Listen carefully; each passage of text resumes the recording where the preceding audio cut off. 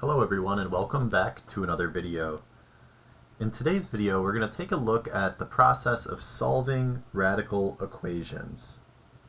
Let's start off with a very simple one. We're going to cover three examples, upping the difficulty as we go. So let's first consider the following.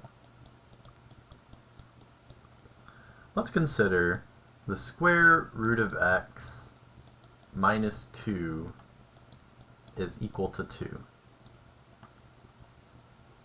The first goal is to isolate the radical, so we add 2 to both sides.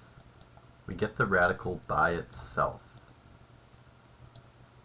This just means we cancel these out, and we're left with the square root of x is equal to 4.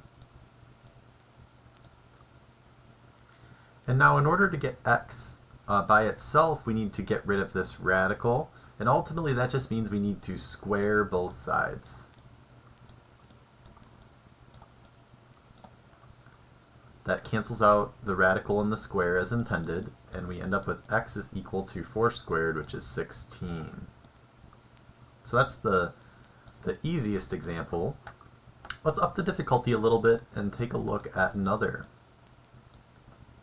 Suppose we're given the equation x is equal to the square root of x plus 7 plus 5 on the outside of the radical there. The first goal is still the same. We still need to isolate this radical right here. So we want to get that by itself. So we subtract 5 from each side.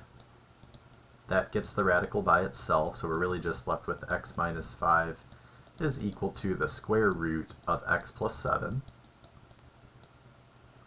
Now we can just square both sides to get rid of this radical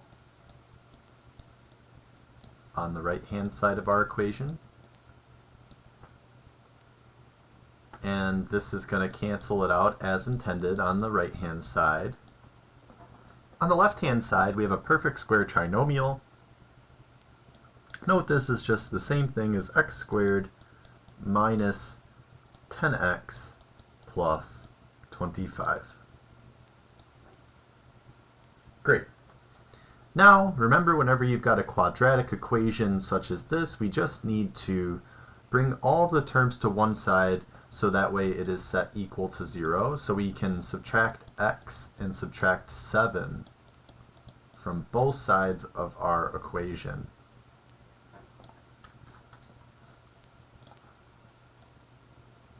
Okay, so now we get x squared minus 10x minus 1x is minus 11x, and plus 27 minus 7, plus 25 minus 7 rather is plus 18.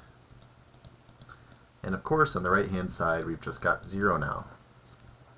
Now all that remains to do, all that we have to do now is just factor this. This factors as x minus 2 times x minus 9.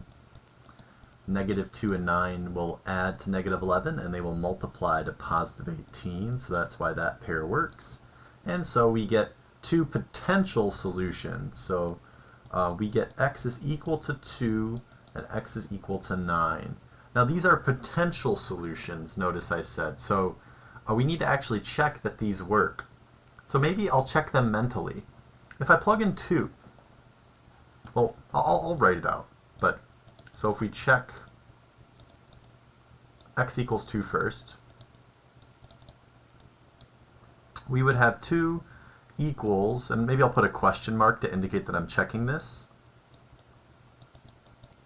the square root of 2 plus 7 plus 5. I'm plugging in 2 for x, and I'm checking whether I get a true statement or not. Notice what happens. We end up with 2 question mark equals the square root of 9 plus 5, and then this, we can already see it's not going to work out because we get 3 plus 5, and 2 does not equal 8, so 2 is actually not actually a solution. But let's see what happens when we check with x equals 9. So we check x equals 9. In that case, we end up with 9 is equal to the square root of 9 plus 7, don't forget my question mark, plus 5. We're checking whether these two are equal, and it turns out they are, because we get the square root of 16 plus 5, which is just 4, which is just 4 plus 5, which is 9. So here they check out. Okay, so that just means x equals 9 is a solution, and that's our only solution.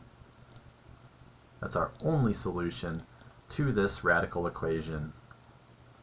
So the takeaway from that problem is that we need to check our solutions at the end, because whenever we square both sides of an equation, we actually end up basically distorting our solution space. We might get things that are solutions to the thing, to our squared equation down here, that are in fact not solutions to the original. Okay, so we've done quite a bit so far. We've just got one more example, and it's going to involve two radical expressions. So it's probably the hardest, it's the hardest type of example from this section that we could look at. Consider the following equation we want to solve. The square root of 2x minus 5 is equal to 1 plus the square root of x minus 3. Okay, our goal of isolating a radical is still in play. We still would like to isolate a radical expression, and notice that this radical expression right here is isolated, so step 1 is completed. We've isolated one of the radical terms. Now, we can take both sides of this equation and square both sides. Square them. On the left-hand side, it's fairly nice. We just get 2x minus 5 because the square root and square cancel. On the right-hand side, it's a little bit trickier. If we use that perfect square trinomial formula, we get 1 plus 2 square root x minus 3 plus, and now, so that's like our middle term, and then our last term is the square root of x minus 3 squared, which is just x minus 3. Maybe I'll put it in parentheses for emphasis. Okay, now let's think about where we are. We're pretty much in the exact same situation as problem 2. We've got one radical now. So again, our goal with this is to isolate the radical. So let's go ahead, let's bring all these other terms to the other side with care. So first I'll just combine a couple of like terms on the right hand side. Got 1 minus 3. That's going to make minus 2. So maybe here's how I'll write it. I'll write it as 2 root x minus 3, just dragging that down, plus x minus 2. Okay, now we isolate the radicals. We need to subtract x and add 2 to both sides of our equation. Now, let's think of what happens on both sides of our equation. Well, on the right-hand side, we've now isolated our radical.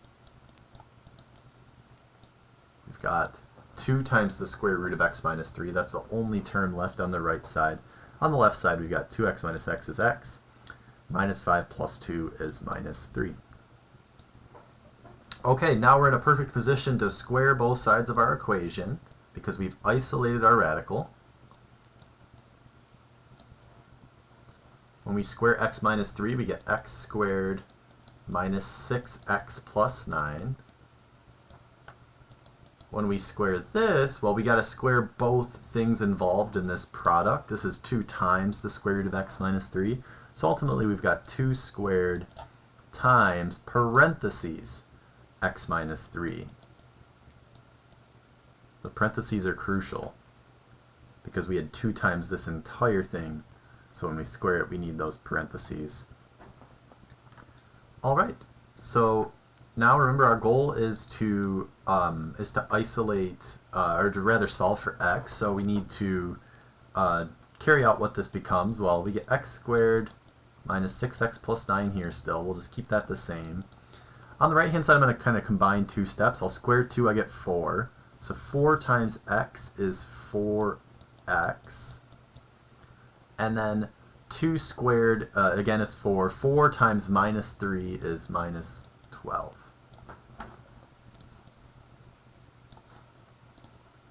All right, now we just need to bring everything to one side of our equation and set it equal, so it's set equal to 0. So we subtract 4x and add 12.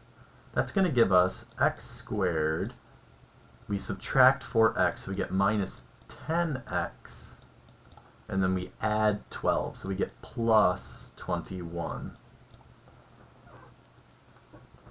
Now we can factor this thing as x minus 3 times x minus 7.